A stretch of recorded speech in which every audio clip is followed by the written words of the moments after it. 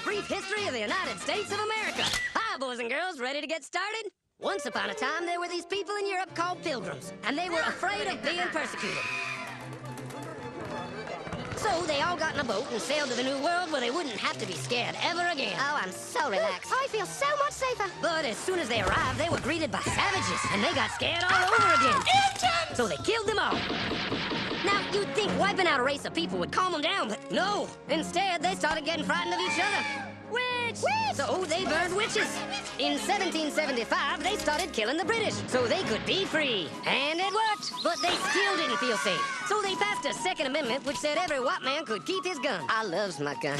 Loves my gun. Which brings us to the genius idea of slavery. You see, boys and girls, the white people back then were also afraid of doing any work. So they went to Africa, kidnapped thousands of black people, brought them back to America, and forced them to work very hard for no money.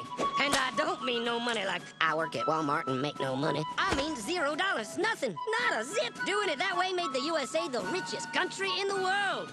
So did having all that money and free help calm the white people down? No way. They got even more afraid. That's because after 200 years of slavery, the black people now outnumbered the white people in many parts of the South. Well, you can pretty much guess what came next. The slaves started rebelling. There were uprisings, and old master's heads got chopped off. And when white people heard of this, they were freaking out and going, I want to live. Don't kill me, big black man. Well, just in the nick of time came Samuel Colt, who in 1836 invented the first weapon ever that could be fired over and over without having to reload. And all the southern whites were like, yeehaw! But it was too late. The North soon won the Civil War and the slaves were freed. Yep, they were free now to go chop all the old master's heads off. And everybody was like, oh no, we're gonna die. But the freed slaves took no revenge. They just wanted to live in peace. But you couldn't convince the white people of this. So they formed the Ku Klux Klan. And in 1871, the same year the Klan became an illegal terrorist organization, another group was founded, the National Rifle Association. Soon politicians passed one of the first gun laws, making it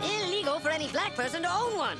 It was a great year for America, the KKK and the NRA. Of course, they had nothing to do with each other, and this was just a coincidence. One group legally promoted responsible gun ownership, and the other group shot and lynched black people. And that's the way it was all the way to 1955, when a black woman broke the law by refusing to move to the back of the bus. White people just couldn't believe it. Huh? Why won't she move? What's going on? Man, all hell broke loose. Black people everywhere started demanding their rights, and white people had a major freaky fear meltdown. And they were all like, run away! Run away! And they did. They all ran fleeing to the suburbs where it was all white and safe and clean. And they went out and bought 250 million guns and put locks on the doors, alarms in the houses, and gates around the neighborhoods. And finally, they were all safe and secure and snug as a bug.